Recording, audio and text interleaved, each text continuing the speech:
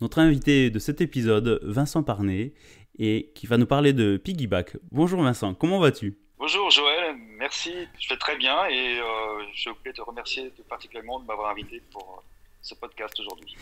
Écoute, c'est un plaisir partagé. Cette série intitulée Entrepreneurs francophones et francophiles d'Allemagne va s'attarder à découvrir les différentes facettes ou les parcours de créateurs d'entreprises, de projets personnels, à travers un échange convivial. Vincent, commençons par le début. Peux-tu te présenter brièvement? Je vais me présenter brièvement, j'ai 51 ans bientôt. J'ai créé ma société il y a 23 ans. Nous publions des livres, des guides de jeux vidéo dans le monde entier maintenant. Je suis français d'origine. Je suis né à Angers, donc de l'Anjou. Et j'ai commencé à travailler dans les jeux vidéo il y a plus de 30 ans, donc j'ai pas mal de souvenirs et pas mal d'expériences dans ce domaine. Et je vis à Hambourg depuis 1992 avec des interruptions. Vincent, est-ce que tu peux nous raconter ton parcours? Mon parcours, j'ai commencé à travailler en 1990, comme je viens de le dire, Mhm. d'abord à Paris, dans une société de jeux vidéo française qui s'appelait Titus à l'époque, qui n'existe plus. J'y ai travaillé pendant un peu plus de 2 ans, et puis j'ai eu envie de prendre de large. J'avais pas mal de possibilités à l'époque, et puis c'était la grande époque de l'Europe. Mhm. Et j'ai cherché en fait j'ai cherché à partir soit en Angleterre, soit en Allemagne, et je suis arrivé donc à Hambourg pour travailler chez Sega. Sega, c'est plus fort que toi en français. Oui, je me rappelle En bien. 1992, et c'était une expérience assez fascinante parce que c'était l'époque où en fait les gens voyageaient en fait encore assez peu, même pour des questions professionnelles. Je faisais partie en fait des premières personnes qui profitaient des nouvelles possibilités du marché unique au niveau sur un plan professionnel. Et je ne connaissais quasiment aucun Français à l'époque à Hambourg. Et j'étais entouré d'Allemands et de Japonais et de personnes d'autres nationalités là-bas chez Sega. Mhm. J'y ai travaillé jusqu'en 95, date à laquelle j'ai eu une possibilité assez incroyable pour rejoindre un groupe anglais qui s'appelait Eidos, avec la fameuse Lara Croft. C'est ce que Et j'allais dire. j'y ai travaillé pendant 3 ans en tant que directeur marketing. Et puis j'ai eu envie très très vite, car c'est un projet que j'avais en tête depuis le tout début, de créer ma propre structure. Et j'ai un associé avec qui j'avais travaillé auparavant donc à Paris, qui s'appelle Louis Beatty, et nous avons décidé en fait de franchir le grand pas en 1998. Donc vous mettre à votre compte et sur une idée précise ou c'était quoi le pitch qui vous a dit tiens, il y a quelque chose à faire sur ce sujet ou... L'idée que nous avions, c'était de devenir éditeur de jeux vidéo. Ok, Donc pour être produire vos jeux. Ah, ouais, pour être exact. D'ailleurs, nous en avons produit, développé et en fait publié un qui s'appelle Soul Fighter, qui est sorti en 1999 pour la Dreamcast. mhm, intéressant. Mais nous avions dès le début, en fait, quand on se met à son compte comme ça, quand on monte sa propre structure, surtout à une époque où c'était pas énormément, en fait, bon, il y avait toutes les startups à l'époque, mais Mhm, c'était, enfin, en Europe, c'était pas commun de faire ça. mhm, Et surtout dans le jeu vidéo, où il y avait quand même pas mal de gens qui regardaient de travers. mhm. Et donc, on a exploré pas mal de domaines, on a fait du consulting aussi. Et au niveau du développement de jeux vidéo, en fait, on est arrivé à une époque en fait, qui était un espèce de carrefour où les jeux vidéo étaient devenus tellement complexes et les équipes tellement importantes que pour des petites structures, c'était à l'époque quasiment impossible de financer, de Ah, gérer. mhm. Et on a eu des propositions assez rapidement de dire oh, tiens, vous voulez pas faire des guides de jeux vidéo? Et en fait, on est allé dans cette direction-là. Et une fois qu'on a publié un jeu vidéo, on s'est dit ok, c'est trop stressant, on va faire quelque chose un peu plus, un peu plus, Simple. simple, un peu plus gérable. Ok. Et donc, on est devenu éditeur de guides stratégiques et on le fait depuis 1999. Donc, notre tout premier guide, c'était Metal Gear Solid, un jeu de Konami. Et non, on en a fait 5 des Metal Gear Solid. De l'eau a coulé sous les ponts. Donc, mais ça veut dire pour le fait d'être éditeur de guide, vous avez été amené en fait en étant créateur de jeux vidéo, ben, on se frotte, j'imagine, à d'autres créateurs, à d'autres sociétés, puisqu'il y en avait quand même beaucoup sur le marché. En fait, il y a des passerelles qui se créent et les gens se disent tiens, il y avait déjà des gens qui créaient des guides ou comment ça se Oui, en fait, présentait?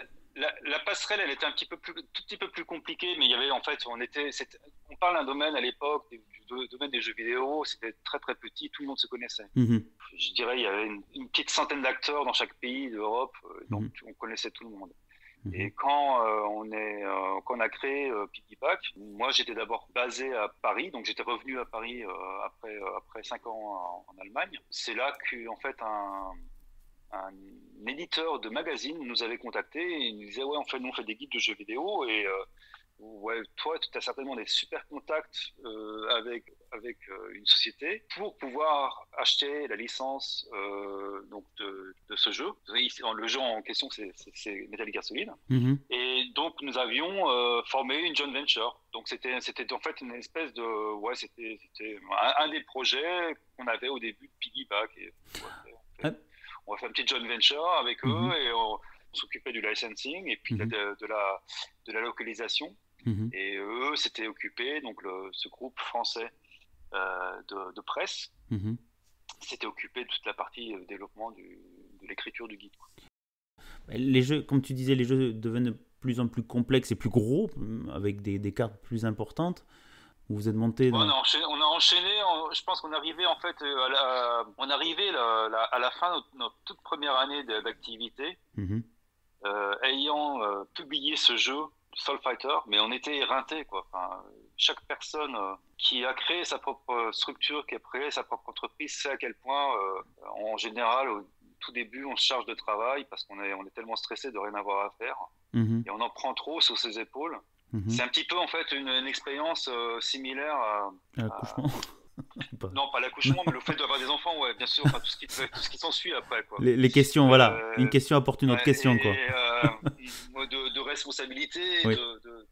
il y a plus d'heures quoi. Et on était vraiment très très fatigués après cette première année. Enfin, c'était développer un jeu, c'était quelque chose de fantastique, mais c'était un risque incroyable parce qu'on parlait d'investissements mais assez énormes pour notre taille de Ouais. société à l'époque. On avait réussi à le sortir le jeu, enfin, on a réussi à le finir, à le sortir pour le lancer, si tu veux, au début de la console de la Dreamcast de Sega, Ah ouais, en plus. Ouais. qu'on prenne tout notre matos de développement pour pouvoir aller le finir à San Francisco, le jeu. Enfin, c'était une aventure mais incroyable. Et on était à la fin de cette année-là et on était vraiment éreintés. On s'est dit, il faut qu'on On se recentre. qu'on se focus, qu'on se recentre, qu'on se recentre quelque chose. Et c'est à ce moment-là que un des partenaires, enfin une des grosses sociétés de jeux vidéo qui s'appelle Square Enix est arrivé en disant ouais, on a tout ce catalogue de jeux qui va sortir pour cette année, on voudrait que vous en fassiez les guides. Donc ça c'était l'année 2000 et on a fait que du guide cette année-là et puis peu à peu de fil en aiguille tu vois, on est devenu on a fait les guides pour plein de jeux, de gros jeux en général, parce qu'on les fait toujours en plusieurs langues. On les a Mhm, toujours fait enfin, dans toutes les langues européennes. mhm, Et ça a toujours enfin, pour nous, ça a toujours impliqué un investissement bien plus important que les guides qui étaient présents, qui étaient produits à l'époque sur le marché américain. Nous, on devait les faire en 5 langues, donc c'était bien plus conséquent. mhm, Et on investissait, on a toujours investi beaucoup plus sur le contenu aussi. Et en fait, on en est arrivé à se concentrer en fait sur des périodes de 3 à 6, même voire plus, 3 à 6 mois sur un seul projet. Et maintenant, la taille des jeux augmentant d'année en année, on en arrivait à sortir des bouquins qui font maintenant 400-500 pages, qui sont avec des couvertures rigides. Mhm. Enfin, Ça veut dire, ça veut dire que ça me fait penser à une question, c'est le temps de produire un guide pour enfin moi j'ai encore en mémoire le guide Zelda, le dernier, qui est impressionnant, hein, ou plus récemment Cyberpunk. Combien de temps entre vous êtes pas quand même vous êtes impliqué dans la création du jeu ou contacté vers la dernière phase du jeu? Combien de temps il vous faut pour produire un guide? Tu disais 6 mois au début, j'imagine que pour ce genre de produit, beaucoup plus en plus. ouais, enfin, pour très souvent, enfin, le contact initial avant la sortie du jeu, très souvent, c'est plus d'un an avant, quoi. Ok, hein. Ensuite, il y a toute la discussion, le concept, et puis on arrive en fait très souvent, à peu près 6 mois, ouais, Avant. 6 bons mois avant la sortie du jeu, dans le développement, et très souvent on est avec l'équipe de développement et on a toujours ouais, on profite d'un droit d'accès, enfin, c'est Mhm. incroyable. Ah oui, On est j'imagine. complètement plongé dans des équipes et c'est toujours très très fascinant. On voit à quel point déjà les cultures de société sont différentes, même enfin en dehors des nationalités, quoi. La, Très la- souvent c'est aux États-Unis, mais ça Mhm. peut être aussi on est allé très souvent on est allé au Japon. C'est toujours, enfin, c'est absolument un domaine fascinant, quoi, de se retrouver comme ça avec des créateurs de jeux qui sont parfois des énormes stars. Donc c'est toujours aussi, il y a un côté très intimidant des fois. Ok. Donc Mais l'approche est difficile ou le fait que ces gens se considéraient comme des stars au début, j'imagine, si vous êtes depuis le début, c'est plus facile d'être référencé.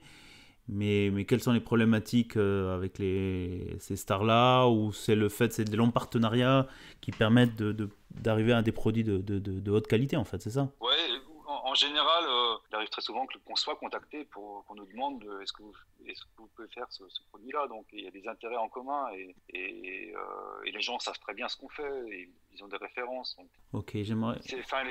les projets fonctionnent de façon différente d'une société à l'autre. Très souvent, justement, l'équipe de développement est isolée au maximum pour ne Oui, pas être dérangée. Beaucoup d'éléments, beaucoup d'informations pour ouais. produire un tel guide. On peut pas simplement produire un guide en jouant le jeu au jeu. Il y a beaucoup de jeux de rôle qui sont complexes, qui ont plein de paramètres, plein de données. Il faut beaucoup d'informations pour produire un tel guide et en général, ça n'est que possible que si nous avons un rapport privilégié avec l'équipe de développement. Mais en effet, il y a certains projets où l'équipe est isolée à un certain niveau. Il y a beaucoup de...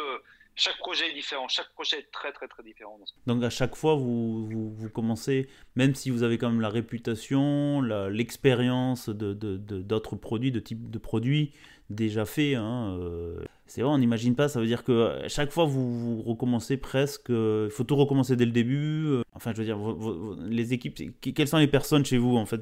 Vous êtes quoi, une dizaine de personnes qui travaillent à plein temps sur un projet ou en parallèle? Ouais, on est à peu près une dizaine enfin, quand l'équipe de développement, enfin, notre équipe de développement en elle-même, c'est une trentaine de personnes parce qu'on a quand même toute la partie localisation, on a la mise en page pour toutes les versions. Mhm.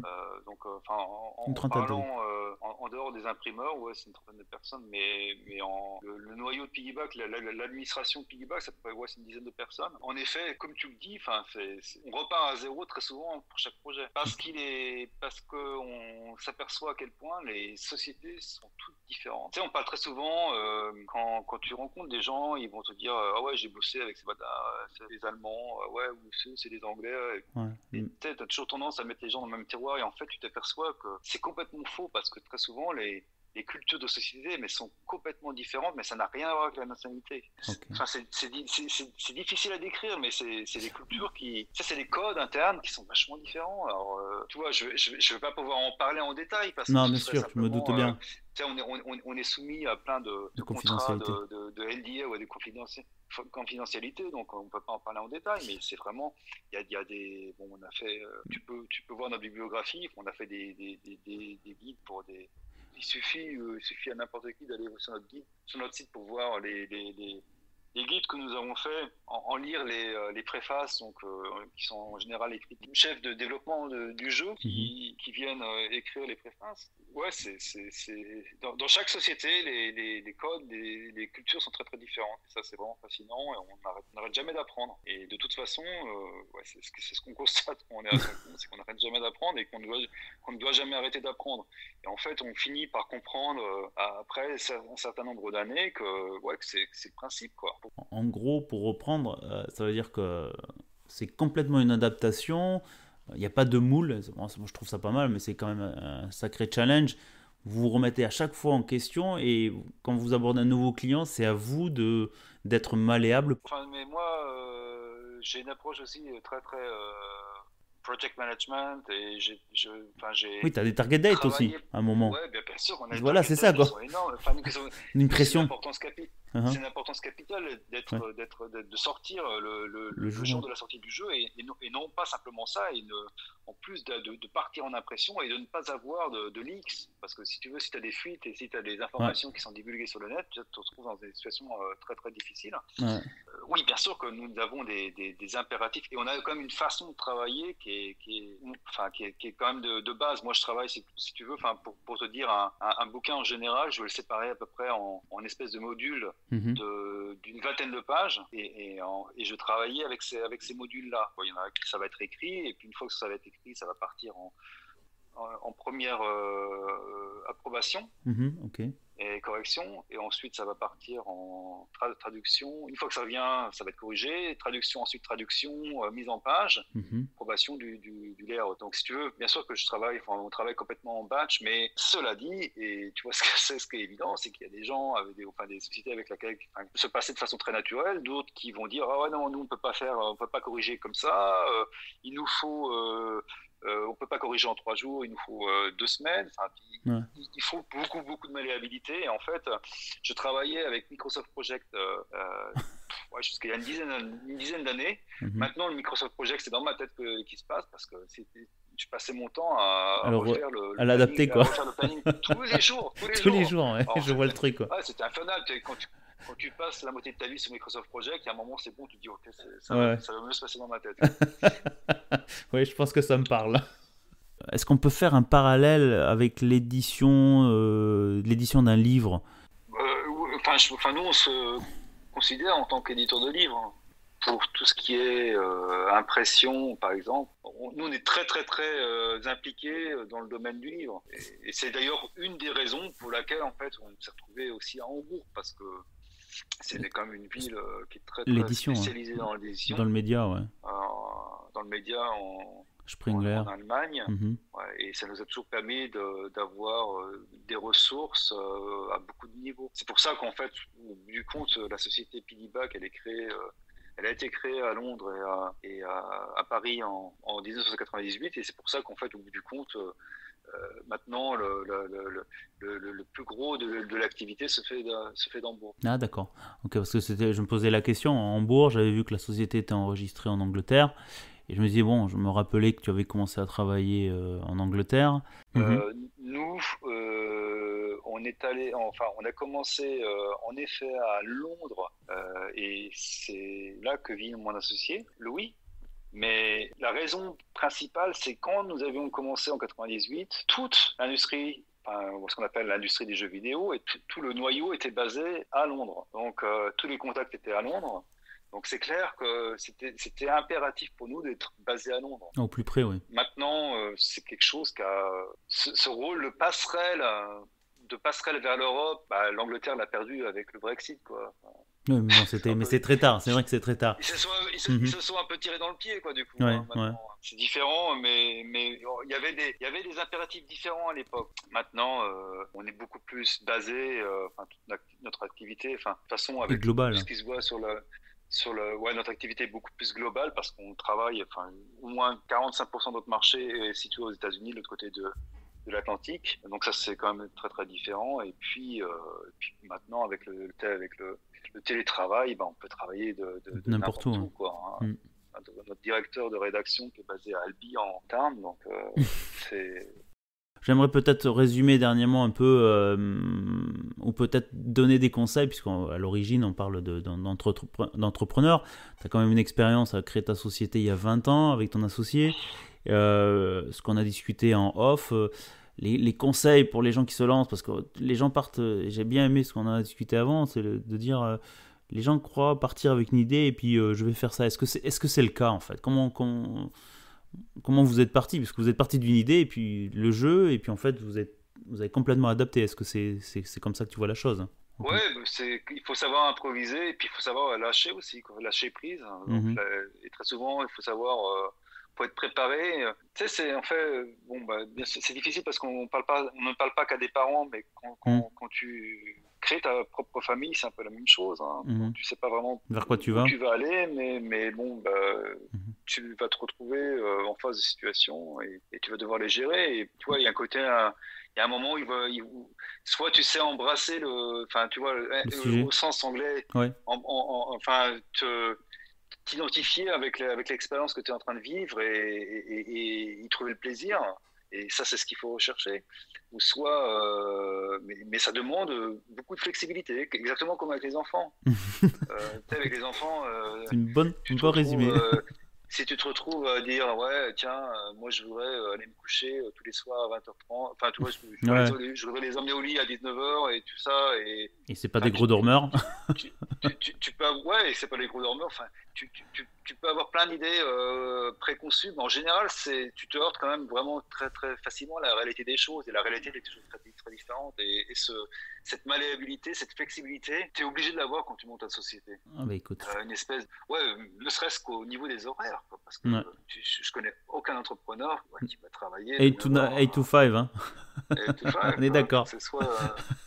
soit tu vas travailler, enfin, moi, enfin, c'est pas quelque chose dont j'aime parler parce que c'est un sujet qui est très, très, très débattu Oui. dans le monde du jeu vidéo, l'histoire de crunch. Ouais. Oh. Nous, bien sûr on a des phases de travail. Quand on arrive en haut de la vague d'un projet, Ouais. c'est C'est pas c'est pas les peu, quoi. on parle pas d'hors sup et autres, on est d'accord, hein. C'est les week-ends, il Si, faut livrer, il faut livrer. nous, on en parle, on en a toujours Oui. parlé au niveau de notre personnel. Moi, j'en parle pas quand on a des objectifs à atteindre et qu'on a un temps limité. Il n'y a pas de secret, hein. On peut pas faire de magie. Bah, je crois que Mm. ça résume bien, en fait, j'aime bien la thématique d'avoir dit entrepreneur, c'est un moment, on part avec une idée, et puis se rendre compte, la lucidité, à un moment de dire, bon, ben, il faut lâcher prise et accepter que ça va pas dans ce sens-là, comme on le pensait au début, pour se réadapter et peut-être se recentrer sur un autre point. Toujours besoin d'adapter son offre, et Mm, d'adapter ouais, son offre à ce qui est demandé. On a mm. toujours des attentes aussi un petit peu différentes. Et puis les marchés n'arrêtent pas d'évoluer aussi, Joël. Ouais, Tu vois ce qui s'est passé avec la pandémie, enfin le ouais, ouais, Covid. Bon, ouais. Donc voilà. Et je pense qu'on va résumer. J'aimerais revenir. Donc merci beaucoup Vincent pour ton partage de ton expérience.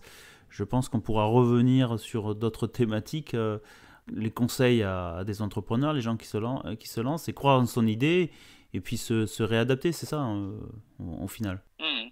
Je pense que c'est absolument un bon résumé. Je pense que de réévaluer, réévaluer sans arrêt ce Mm. qu'on fait et se Écoute, remettre en question.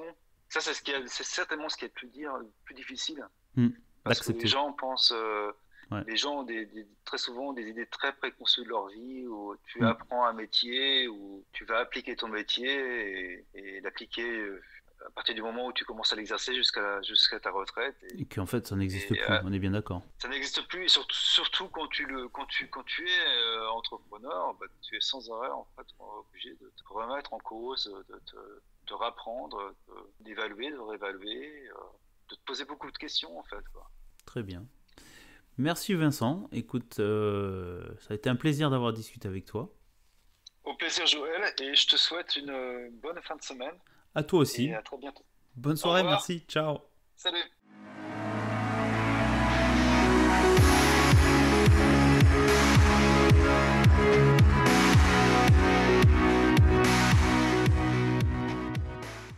Eh bien, chères auditrices et chers auditeurs, j'espère que ce 8e épisode vous a plu. Je vous donne rendez-vous au prochain épisode.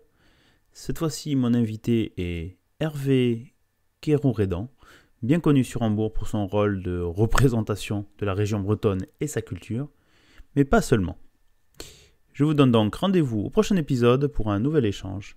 À bientôt, et n'oubliez pas de vous abonner pour ne rater aucun épisode.